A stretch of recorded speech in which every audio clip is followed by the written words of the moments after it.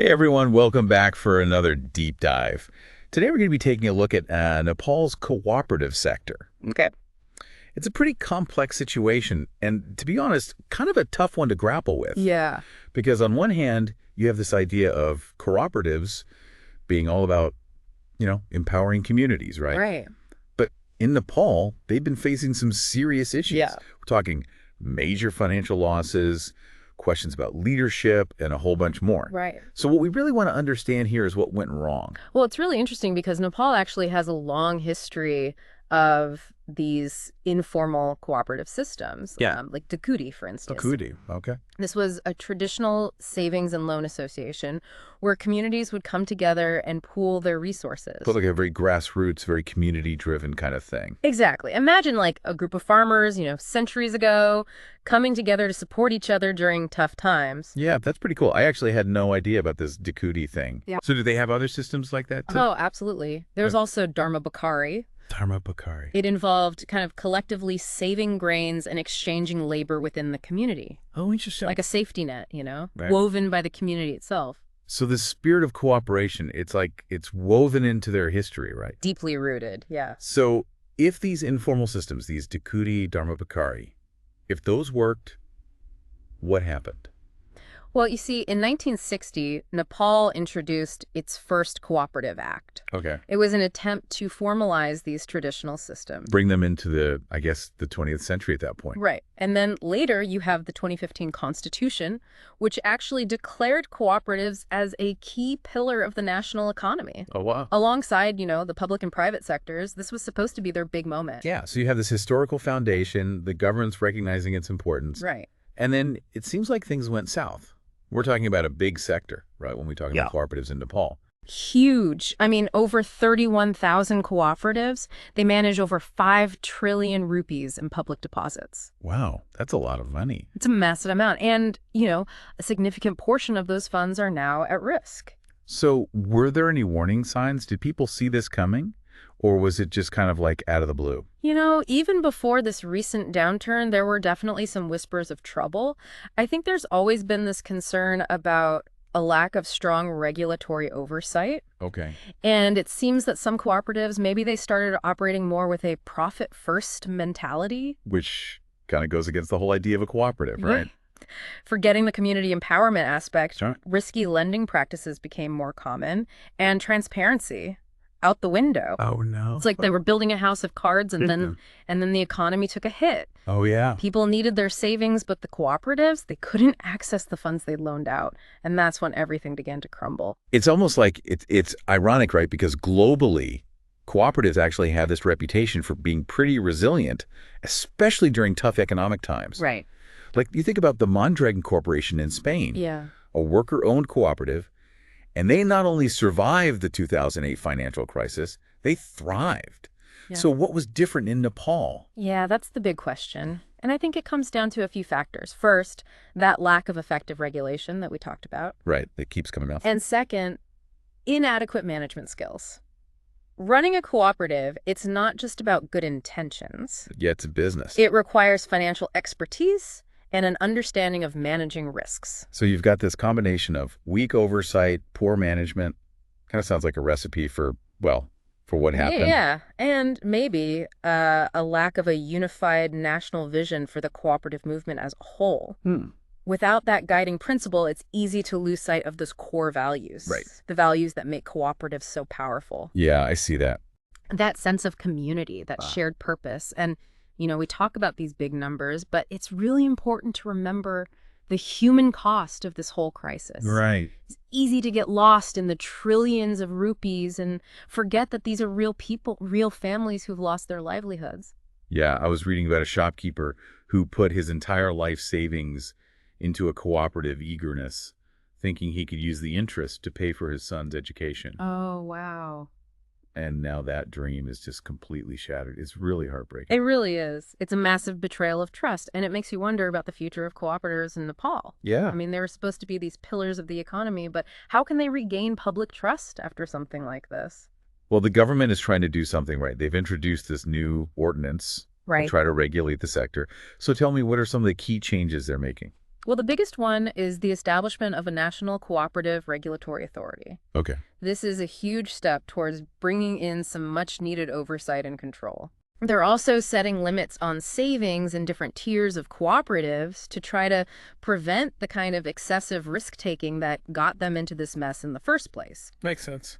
And there's also a provision-making membership in the Deposit and Credit Guarantee Fund mandatory. Okay. That should at least offer some protection for depositors if a cooperative fails. So these sound like positive steps, but realistically, implementing these regulations is going to be a huge undertaking. Oh, absolutely. There are a lot of questions about how this is all going to play out. Like what? Well, for starters, there's a big question mark over the autonomy of this new regulatory authority. Right. Will it actually be independent? Will it have the teeth to enforce these rules effectively? Yeah, those are good points. And then there's always the risk that these new regulations, while necessary, could end up stifling the very dynamism that drew people to cooperatives in the first place. That's a good point. It's a tough balance. It really is. And I understand there's been some criticism of the ordinance, too. Yes. Specifically, the lack of a provision for the government to reimburse losses exceeding 5 lakh rupees. Yeah, that's been a point of contention. Right. Many people feel that the government should step in to provide a safety net, especially for those who might have been misled or taken advantage of. Right.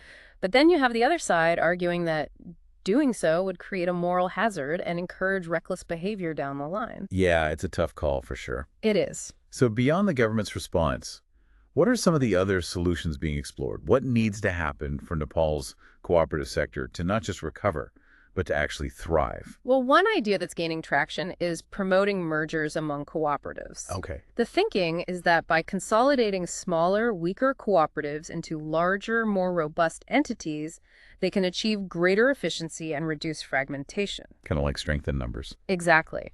But mergers alone won't solve everything. There needs to be a fundamental shift towards greater transparency and accountability. Yeah, those shady dealings, prioritizing profit over people, that has to end. It does, and rebuilding trust is going to be key, and that's where education comes in. Right. People need to be equipped with the knowledge to make informed decisions about their finances. Absolutely. Enhancing management practices and boosting financial literacy among cooperative members is critical. People need to understand the risks and responsibilities involved. This also brings us to the government's plan to transition cooperative transactions to a cashless system. That seems like a big undertaking, especially in a country like Nepal. It is a big challenge. Moving to a cashless system could definitely improve transparency and make it harder for fraudulent activities to slip through. Yeah. But it requires a significant investment in infrastructure and training, especially in rural areas where internet access can be unreliable. So a lot of challenges ahead.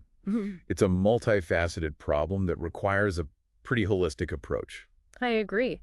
And, another idea that's being floated is having troubled cooperatives actually sell off assets to compensate their members. Oh, wow. It's definitely controversial, but it could be a way for some to regain solvency and start to make things right with the people who've lost their savings. It's interesting how many different approaches are being considered. Yeah.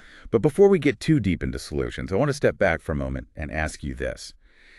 Given everything that's happened, is there still a place for cooperatives in Nepal's future? Is there hope for this sector?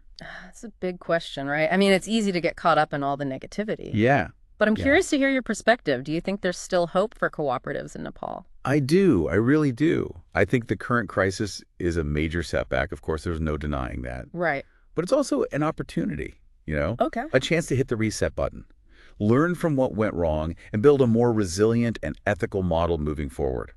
So how do we do that? What are the key ingredients for success here? Well, I think we need to go back to basics. Remember those traditional systems like Dakudi and Dharma Bakari? Yeah, they worked because they were built on trust, transparency, a genuine sense of community. We need to recapture that spirit. It's about remembering why cooperatives were created in the first place. Exactly. It's about empowering communities, not enriching a select few. Right. It's about financial inclusion, social responsibility, operating with integrity and transparency. But good intentions aren't enough. We need a system that actually prevents these kinds of crises from happening again. Oh, absolutely. Strong regulation is essential. This new regulatory authority It needs to be truly independent. Yeah. And it needs to have the power to hold cooperatives accountable. We also have to invest in training and education, Okay. both for cooperative leaders and members, give them the skills and knowledge to make responsible decisions. So the multi-pronged approach, strengthening regulation, fostering a culture of transparency, empowering individuals through education. That's it in a nutshell. Right. And let's not forget the potential of technology. Right. This transition to a cashless system, it could really boost transparency and make it harder for fraudulent activities to happen. But we have to ensure that everyone has access. Especially in those rural areas. Exactly. So there's a lot of work to be done, but it sounds like there's at least some hope that things can improve. I believe there is. This crisis has been a wake-up call. It's time for Nepal's cooperative sector to really step up, embrace these reforms, and reclaim its place as a force for good in the country's economy. Well said. Yeah. And for those of you listening, I want to leave you with this. What role do you think you can play in shaping the future of cooperatives in Nepal? Whether it's supporting ethical cooperatives, advocating for stronger regulations, or just educating yourselves about the issues. Every action counts.